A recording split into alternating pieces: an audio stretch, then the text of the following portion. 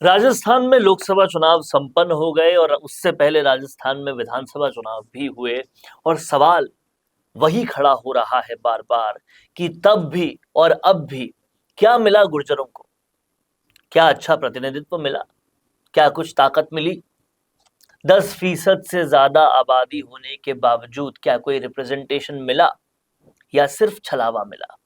हर तरफ छलावा मिला, कभी किसी बात पर तो कभी किसी बात पर, कभी आरक्षण की बात पर तो कभी किसी और बात पर। किसी भी किस्म का अच्छा रिप्रेजेंटेशन नहीं मिला। सवाल ये उठता है कि क्या टोंक सवाई माधोपुर में कोई भी गुर्जर समाज का स्थानीय नेता मौजूद ही नहीं था, कि बाहर से इंपोर्ट करना पड़ा? ये सारे सवालों पर आज बातचीत करने के लिए मेरे साथ मौजूद हैं कर्नल देव आनंद गुर्जर, जो कहीं ना कहीं गुर्जर समाज के लिए निस्वार्थ रूप से काम कर रहे हैं और एक बड़ा वक्त अपनी जिंदगी का सेना में देने के बाद अब अपनी बची हुई जिंदगी समाज को न्यौछावर करने के लिए लगातार आगे बढ़ रहे हैं बिना किसी स्वार्थ के। सर, बहुत बहुत स्वागत है आपका। थैंक यू भाई साहब। एक बात जो हमेशा उठती है, हर चुनाव के बाद उठती है, कि गुर्जरों के को हमेशा उनकी थाली में छलावा ही क्यों मिलता है? आपका सवाल बड़ा सही है, सटीक है। अब क्योंकि राजस्थान में चुनाव हो चुके हैं, लोकसभा और राज्यसभा दोनों के हो चुके हैं, मैं पॉलिटिकल स्टेटमेंट देने के बजाय मैं सामाजिक होकर के एक चर्चा करूंगा आपसे, क्योंकि पॉलिटिकल चर्चाओं का कोई एंड नहीं है। लेकिन सर, एक बात फिर भी बहुत इंपॉर्टेंट है कि ना कांग्रेस ना बीजेपी, कांग्रेस उसको टिकट दे रही है जो गुर्जरों को गाली दे रहा है। टोंक सवाई माधोपुर में हरीश मीणा के वीडियोस तमाम जगह वायरल है, जहां एक के बाद एक गाली दी जा रही है। और बीजेपी उनको टिकट दे रही है जो हरियाणा से आ रहे हैं, स्थानीय कोई नेता ही नहीं है। केवल टोंक सवाई माधोपुर की बात भी नहीं है, उसके अलावा भी गुर्जरों को क्या रिप्रेजेंटेशन मिल रही है? सचिन पायलट के साथ कांग्रेस ने बुरा कर लिया, वहां जो कर्नल साहब के बेटे हैं उनका वो भी नहीं जीत पाए। किस तरह से क्या हो रहा है? गुर्जर कम्युनिटी को रिप्रेजेंटेशन क्यों नहीं मिल रहा है? देखिए, सवाल इसका मंथन मेरे पास दो तरीके से मैं चर्चा कर सकता हूं, क्योंकि इन चुनाव में मैं काफ़ी एक्टिव था और बहुत जगह मेरा करीब 13 लोकसभा क्षेत्रों में मैंने प्रवास भी किया और जगह जगह जाकर के लोगों से जो अपने भाव थे। सबसे पहले तो मैं आपको बताना चाहूँगा कि देखिए, गुर्जरों की बात आने से पहले जो चीज़ एक नैरेटिव गढ़ा जा रहा है कि गुर्जर इस पार्टी के साथ हैं या उसके साथ हैं, मैं ये क्लियर करना चाहता हूं। जो जमीन पे मैंने महसूस किया, गुर्जर नाराज है, गुर्जरों के साथ न्याय नहीं हुआ। मुझे कहने की जरूरत कहां है? गुर्जरों के साथ अगर जाति के नाम लेकर के अगर कोई न्याय देखे, आपने खुद ने कहा 10% आबादी बहुत बड़ी होती है। क्या राजस्थान में राजस्थान का जन्मा एक बच्चा भी किसी को नहीं मिला? अब ये तो तय राजनीतिक पार्टियों को करना है। मैं आज जो मेरी चर्चा आपसे है, मेरी एक सामाजिक इंटरनेशनल गुर्जर महासभा का राष्ट्रीय अध्यक्ष होने के नाते कर रहा हूं, और मैं वो मुद्दे देश के सामने रख रहा हूं जो आपने बोला, तो बिल्कुल बताऊंगा। पहली चीज, इसके लिए दोषी है हमारे समाज के जो सो कॉल्ड पुराने लीडर्स, क्योंकि आज जमाना बदल चुका है। आज बच्चे को किसी को बेवकूफ बनाना आसान नहीं है, उनके पास मोबाइल है, इंफॉर्मेशन है।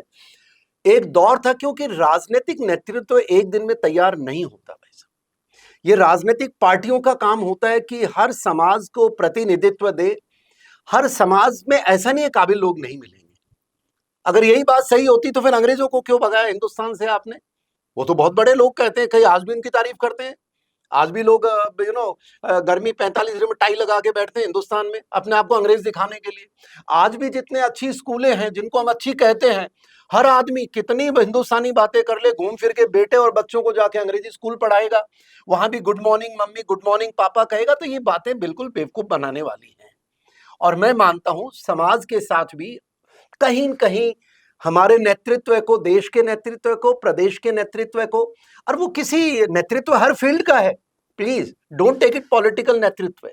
देयर आर सोशल नेतृत्व है, देयर आर इंटेलेक्चुअल नेतृत्व है, देयर आर इकोनॉमिकल नेतृत्व। सबको तय करना पड़ेगा, क्या हमें किसी एक समाज की इतनी अनदेखी करनी चाहिए? मैं आपके चैनल पे बहुत बार कह चुका हूं कि राजस्थान के अंदर हमारे स्थानीय बच्चों को आप जगह नहीं दोगे तो हम जाएंगे कहां भाई? हम तो चुनाव की उम्र से निकल गए, और आने वाले कहां जाएंगे? न्याय कहां हुआ है? कहीं न कहीं हमने ये बहुत गौर से देखा है कि हर तरफ जो है वो अन्याय चलता ही जा रहा था। आप देखिए कांग्रेस के अंदर सचिन पायलट और अशोक चांदना को ताउम्र भिड़ाया गया, बिखराव करने की पता कोशिश नहीं बढ़ाई गई। ये यहाँ बीजेपी में देखिए क्या ज़रूरत थी?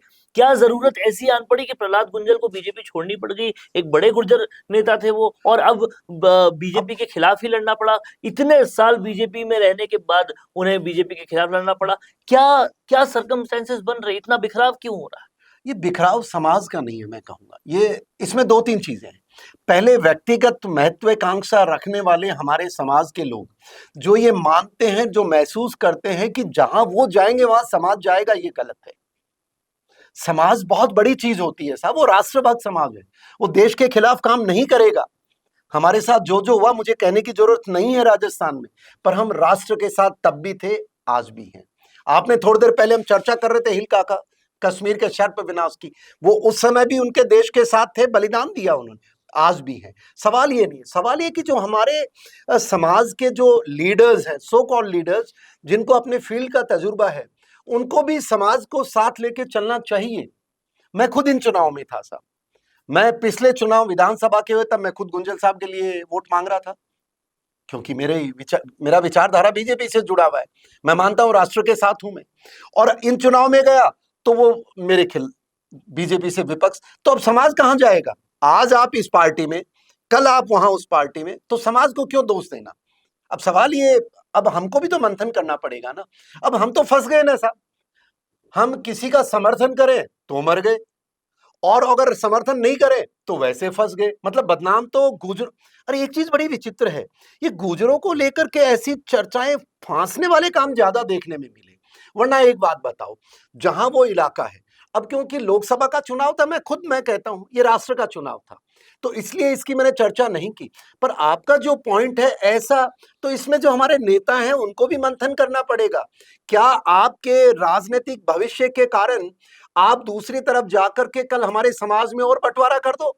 वैसे ही हम कौन से एक हैं यार, तो वही वैसे ही दर्द पहले कांग्रेस बीजेपी, वैसे ही हम कौन से इलाके के हैं, और उसके बाद हमारी दुविधा बढ़ा दो। आज आप कांग्रेस में हो तो हम आपके बेवकूफ से आपके पीछे आ जाएं, और कांग्रेस के अंदर भी 2 धड़े कर दिए धड़े कर आपने दिए। और उन 2 धड़ों में 2 गुर्जर नेता हो गए। एक तरफ तो अशोक चांदना, एक तरफ पायलट, और ये इस तरीके ये से लड़ाई ये यहाँ तक। राजनीतिक साजिश हो रही है, जिसका समाधान हमारे लोग ही लीडर्स तय करेंगे। राजनीतिक लीडर्स को तय करना है कि भाई मेरा क्या स्टैंड होगा कि समाज को मैं बेशर्मा ना करूं। अब आप देखिए सोशल मीडिया के ऊपर, मैं अभी बात कर रहा हूं, बहुत सारे मेरे समर्थन में आएंगे, बहुत सारे मेरे विपक्ष में। भाई मैंने क्या गलती की है? मैं तो मेरे समाज की बात कह रहा हूं, और कोई झूठ है तो कोई बताए कि भाई हमें आप क्यों मजबूर कर रहे हैं कि आज आपके व्यक्तिगत स्वार्थ के कारण। ऑब्वियसली यार, भाई पार्टियां क्यों बदलते हैं राजनेता? कोई वैचारिक तौर पे मेरे को तो नजर नहीं आया आज तक। पर हम लोग इतने भोले भाले हैं ना कि भाई जिससे कनेक्ट होगी उससे कनेक्ट हो जाता है। अभी हमारा चरित्र है साहब, और हमारा इसका लाभ उठा रहे हैं लोग, नहीं उठाना चाहिए। और यही पॉलिटिकल पार्टीज, अब पॉलिटिकल पार्टीज को भी हमसे, मैं मानता हूं ये पता नहीं, या तो ये ज्यादा इनकी रिसर्च गुजरों पे इतनी तकड़ी है कि हम एक बार जब जुड़ गए किसी से, ये लोग भावुक लोग हैं तो ये उनके साथ रहते हैं, तो उसका इस्तेमाल करने के लिए बंटवारा हो गया। तो ये तो बहुत मैं मानता हूं आने वाले युवाओं से मेरा आग्रह है कि हमें सबसे पहले राष्ट्र से ऊपर हमारा कुछ भी नहीं है, जो हम सब मानते हैं। और राष्ट्र के बाद जहां उत्थान की बात आती है, सामाजिक उत्थान की, सामाजिक उत्थान को कभी भी समाज को किसी व्यक्ति के पीछे लगाने की बजाय समाज को मुद्दों के साथ लगाओ, और जो मुद्दों में हमारा साथ दे उसके साथ खड़े होना चाहिए। अब लोकसभा चुनाव पे आ जाओ, कांग्रेस ने क्या किया साहब? एक तरफ पायलट साहब को, दूसरे तरफ दूसरे हमारे नेताओं को। अब ये पॉलिटिक्स अगर गेम ही ऐसा है तो उन पॉलिटिशियन से तो कुछ उम्मीद करना बेकार है ना। क्योंकि जो आदमी चुनाव में कूद गए उनका स्वार्थ बहुत सिंपल है, शाम दाम दंड भेद में जीतना चाहिए। पर अब बलि ये हमारी क्यों चढ़ती है, ये अब समाज को तय करना पड़ेगा। हमारी मदद के लिए कोई नहीं आने वाला। एंड आई एम श्योर जो आज का युवा है ना साहब, देखिए वो जब चर्चा करता है, मोबाइल देखता है, भावुक है हम अगर कल मैं चुनाव लड़ूं तो आप वोट, मेरे लिए एक एक भावना होती है।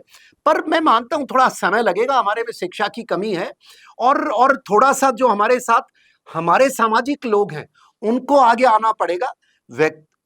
विचारधारा हमारी कुछ भी हो सकती है साहब, पॉलिटिकल। मेरी, जैसे मैं खुद कहता हूं कि मेरी विचारधारा बीजेपी की है, क्योंकि मैं मानता हूं वो राष्ट्र के लिए काम करती है और हमारा उसमें भला है। पर इसका मतलब ये नहीं कि कोई हमारा बीजेपी से किसी प्रकार का हमारा रिप्रेजेंटेशन नहीं हो। अब ये तय पार्टियों को करना है। मैं तो सामाजिक कार्य करता हूं, यही कह सकता हूं। और हमारे युवाओं से मेरी विशेष आग्रह है, जो लोग एक्टिव हैं, और बुजुर्गों से भी आग्रह है जो राजनीति या सामाजिक क्षेत्र में, कि देखिए हमको अब काम करने की, अब हम बड़ी पेचीदा स्थिति में है। आज के दिन गुर्जर समाज, हम हर जगह से बढ़ चुके हैं। कोई भी भला काम करता है तो समाज भी विश्वास नहीं करता है, क्योंकि हमारे ही लोगों ने हमारे साथ विश्वासघात किया। और हमारे जो नए बच्चे हैं, जो ईमानदारी से काम करना चाहते हैं, वो भी आगे नहीं आ पाते। बहुत सारे कारण हैं। तो समाज को मंथन करना चाहिए, और हमारे लीडर्स को, चाहे राजनीतिक लीडर हो, चाहे रिलीजियस लीडर हो, चाहे हमारे इकोनॉमिकल लीडर्स हो, चाहे सामाजिक लीडर्स हो, हर प्रकार के हमारे पास इतना भंडार है साहब, जैसे मैं बता रहा हूं। और हमें अब थोड़ा ऊपर उठ करके राष्ट्र के साथ हमारे समाज का निर्माण हो, ऐसी तरफ एक दिशा पकड़नी चाहिए। और सबसे आग्रह ही कर सकते हैं हम, क्योंकि एक ज्यादा बोलना उचित इसलिए नहीं होता, आग्रह इसलिए करते हैं कि भाई आफ्टरऑल हम भी तो इस प्रदेश में रहते हैं, आफ्टरऑल हम भी तो यहीं के हिस्से हैं। हमारी शिक्षा में आप बताएं, मैंने शिक्षा की यूनिवर्सिटी 2 की मांग पिछले 5 साल से चल रही है। अब हमारे समाज के लोग हैं जो कहते रहे, कर्नल साहब कहीं करोगा थे यूनिवर्सिटी खुला। अब जब हमारे समाज की ये स्थिति है, मैं आपको कहना, ये चुनाव तो राजस्थान में खत्म हो गए, कह सकता हूं मैं। जोधपुर या देवधाम मंदिर है हमारा साहब, बहुत बड़े हमारे ईष्ट देव का मंदिर है। वहां पर एक, मैं जब पहली बार गया, सड़क नहीं थी वहां। तो मैंने कहा यार, जहां लाखों लोग श्रद्धालु आते हैं, सारे भगवान के मंदिर में तो सब आएंगे सब। तो सड़क की मांग उठाई, और मैं चैनल पे कह रहा हूं कि सड़क की मांग एमपी हमारे, एमएलए हमारे, और प्रधान, सारे तंत्र, क्योंकि बाहुल्य 100 हम लोग ही हैं वहां पर, फिर भी सड़क की मांग उठाने पे मुझे धरना देना पड़ा। और मुझे मीडिया वाले आप जैसे बोले, कर्नल साहब आप धरना किसके विरुद्ध दे रहे हो? मैंने कहा भाई साहब, मैं तो किसी के विरुद्ध नहीं दे रहा हूं, मैं तो मांग रख रहा हूं सरकार से, और भला हो। आखिर में पिछली सरकार जाते जाते वो सड़क बनाई, कोई एहसान नहीं है, बट उन्होंने ध्यान तो दिया ना। तो ये हमारे समाज के अंदर अभी हमें शिक्षा की कमी है, और थोड़ा सा जो जो एक दूसरे का साथ देकर के पॉजिटिव बातों पे, अगर मैं आज सही बात कह रहा हूं कि हमारे को शिक्षा में बढ़ना है, यूनिवर्सिटी की मांग पे समर्थन करो। वोट पॉलिटिकल पार्टी आपकी विचारधारा हो सकती है, मैं कभी नहीं कहता कि सबकी विचारधारा, आपकी जो विचारधारा है उसमें अपना योगदान करे। राष्ट्र में योगदान तो सदैव सबके लिए कॉमन है सब। तो समझना पड़ेगा इस पूरी बात से कि कर्नल देवानंद गुर्जर साफ तौर पर एक चीज कह रहे हैं, जो तमाम सारे गुर्जर समाज के लोगों को समझनी चाहिए, कि बिखराव बढ़ेगा अगर आप बिखरे बिखरे रहोगे। अगर एकता में रहोगे तो आपके सामने हर कोई झुकेगा, चाहे वो राजनीति हो या कुछ भी हो। तो इस बिखराव को तोड़ना है, समाज के लिए एकता से आना है, और इसी से कहीं ना कहीं रिप्रेजेंटेशन भी मिल सकता है, क्योंकि गुर्जर कौम देश की बड़ी मार्शल कौम है, और ये कौम जो है वो पूरी मादा रखती है हर हर क्षेत्र में अच्छे प्रतिनिधित्व को पाने की। लेकिन बस ये बिखराव को कम कर दे तो सब कुछ संभव है। सर बहुत बहुत शुक्रिया हमारे से जुड़ने के लिए। थैंक यू, बहुत ऐसे ही और धन्यवाद। वीडियोस के साथ हम आपसे जुड़े रहेंगे। कैसा लगा ये वीडियो कमेंट बॉक्स में जरूर बताएं। नमस्कार। कोरोना सोल्टेक क्वालिटी, डेडिकेशन और कस्टमर सेटिस्फेक्शन को प्रायोरिटी पर रखते हुए हर इंडस्ट्री की इलेक्ट्रिसिटी में कॉस्ट सेविंग कराने और उन्हें रिन्यूएबल एनर्जी की ताकत देने के लिए लगातार काम कर रहा है। क्योंकि कोरोना सोल्टेक में हमारा मानना है कि देश के रिसोर्सेज को सस्टेनेबल बनाने के लिए जरूरी है कि हम सबका उसमें बड़ा कंट्रीब्यूशन हो। इसीलिए सोलर प्रोजेक्ट्स की टाइमली डिलीवरी करते हुए एक पार्टनर की तरह आपकी इंडस्ट्री को हम अपडेट करते हैं और हमेशा आपकी सर्विस के लिए तत्पर रहते हुए सोलर एनर्जी का पूरा पोटेंशियल आपको मिले, इसी दिशा में काम करते हैं।